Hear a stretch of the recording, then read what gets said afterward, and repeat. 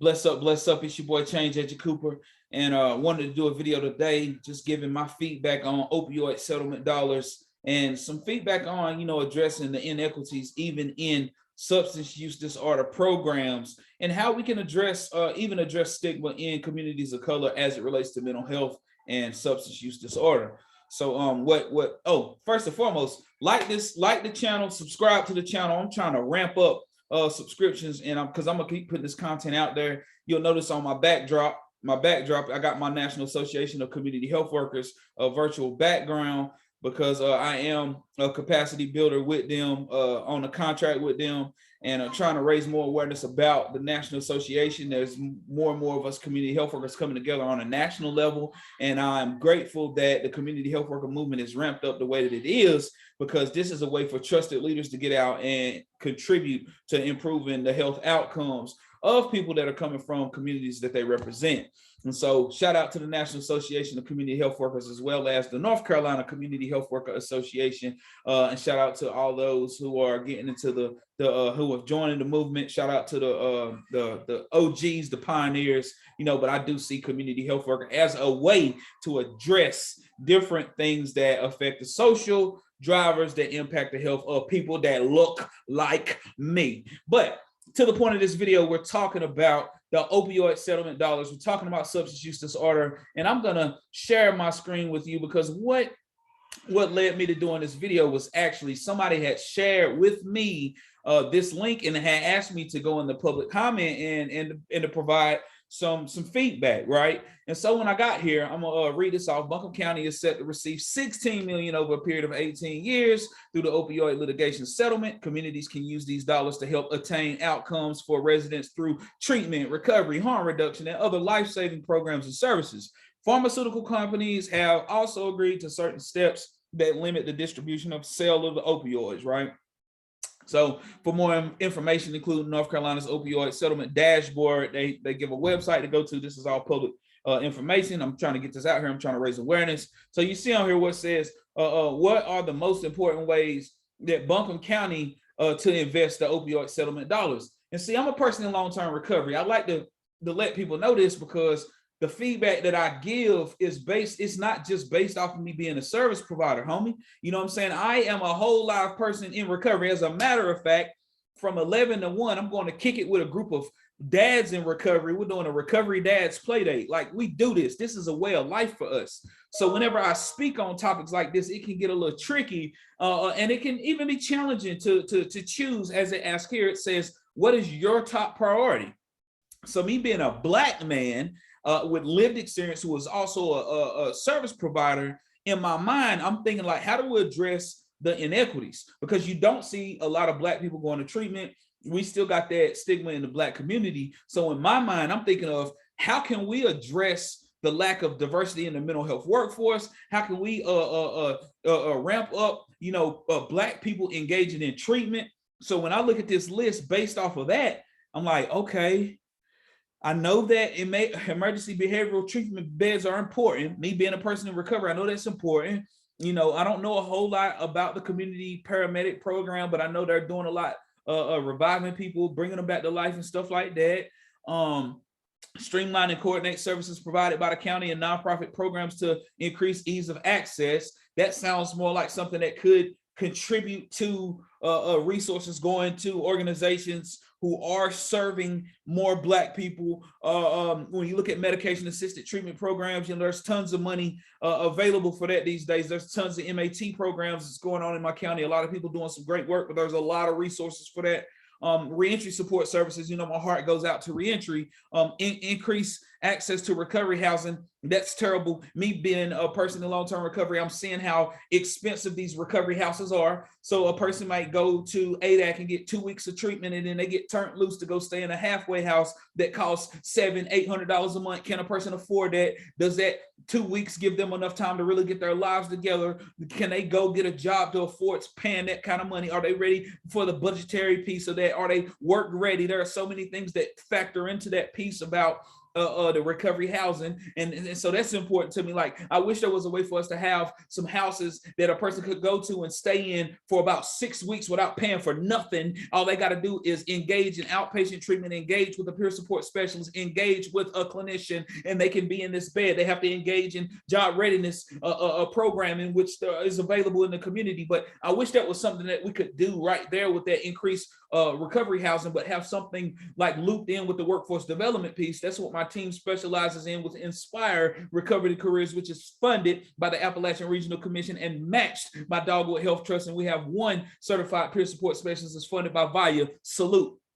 So I've given you feedback, a little bit of feedback on each one of these priorities, but I'm torn, y'all. I'm torn between the one about, coordinated services provided by, those nonprofit programs to increase ease of access. I'm torn between that and reentry support services. I'm torn between those two because I'm a Black man. I am a blackity Black man in long-term recovery, and I know that there are more Black people that are struggling with substance use disorder than what they're seeing with a diagnosis, right? A lot of times people don't get a diagnosis because they don't trust the person that's assessing them. The reason they don't trust the person that's assessing them because that person is probably more in tune with the system they are in tune with the community that they're coming from.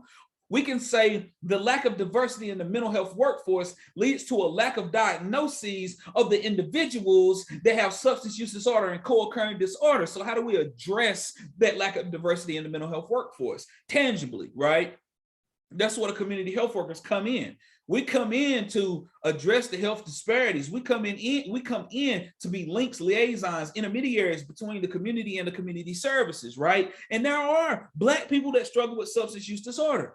Like, I tell you, like, when I was a peer counselor in prison, as well as on the outside doing this work, there are brothers who won't admit to, yeah, I used to use when I didn't want to use. I used to use to handle my uncomfortable emotions. I used to use every single day. When I didn't use, I was depressed. People don't automatically admit that to somebody they don't know and they don't trust, right? But it hits different when you got that boots on the ground person. And I've seen this magic happen. When I lean in and I say, yeah, bro, when we meet with them, give them like a little 3-5 minute version of our story, just so they know who it is that they're working with. And then I might reveal something about, I used to be geeked out of my mind at the Red Roof or at the Motel 6. I remember days I used to try to hide it, but I finally had to open up about my issues because I knew I had issues. And the next thing you know, that person like, damn, bro, I thought I was the only one, man. I appreciate you sharing that with me, man. Yeah, it's rough, bro. And I tried to go to treatment before, but it was funny being the only Black person in there, and it goes like that. So how do we continue to have that magic happen sustainably? You have to be intentional by investing in organizations who are serving those populations, but you also got to make sure that the lived experience matches up.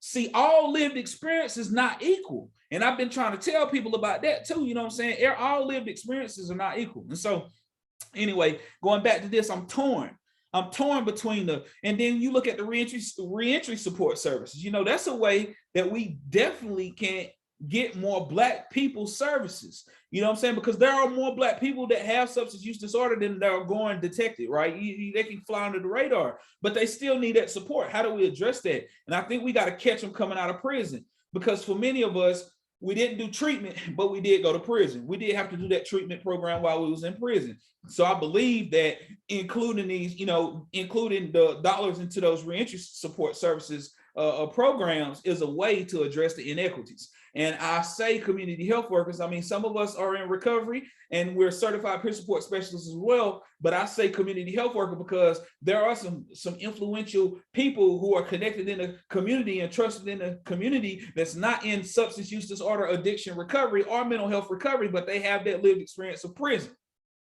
We need not limit who it is. We need not limit lived experience, especially when we're talking about reentry support services. So I'm torn between reentry support services and I'm torn between the one that says streamline and coordinate services provided by county and nonprofit programs to increase ease of access. I'm torn between those two. But then I look at the freaking increased access to recovery houses, and I see what I'm doing from being a program manager of Inspire, I see how much money we are spending on recovery houses. And I see how people are not getting enough treatment. They're needing 30 days, 90 days of treatment. They're needing more treatment. And so when they are released and going into these houses and having to pay all this money, that needs to be addressed. Increase access to recovery houses.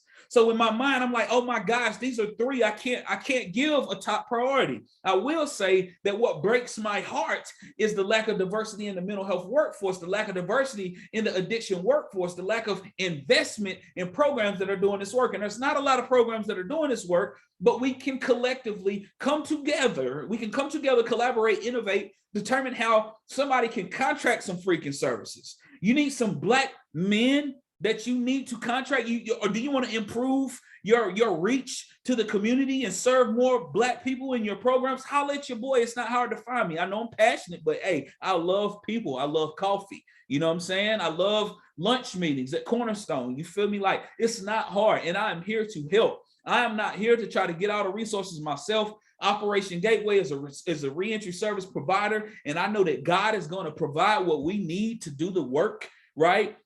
So it ain't even about that. You know, it's about me making sure that the right people are in position to do this work, especially now that everybody's talking about equity and everybody's talking about racism as a public health crisis. Well, let's talk about some tactics then. Let's talk about some tactics at addressing systemic racism then. And this is a tactic to where we can be intentional about investments to improve access for Black people to treatment and improve reentry services for people coming home from prison that more than likely have substance use disorder, because they say around like, what is it, like 70-80% coming out of prison had something to do with drugs, addiction, one way or the other.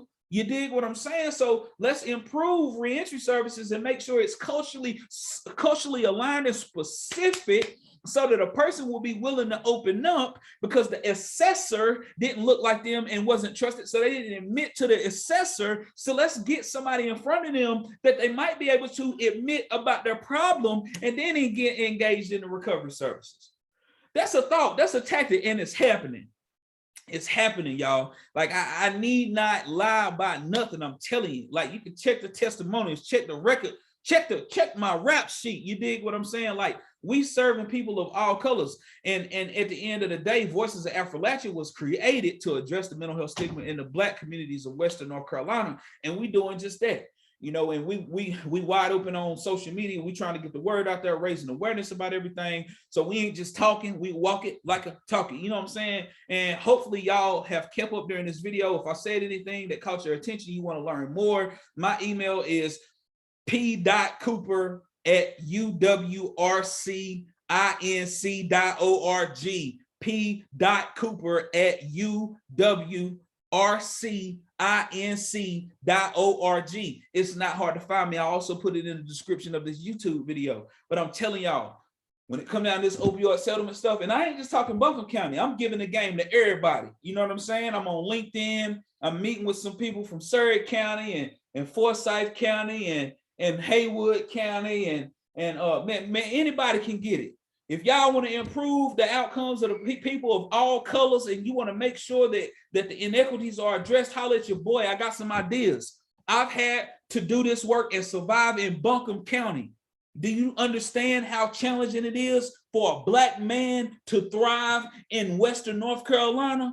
You dig what I'm saying? I've had to do this. Lived experience matters, and I am here to help the people. I'm a lover and a fighter. My name is Change Agent Cooper. I'm not the answer, but I'm for damn sure the alternative. Bless up.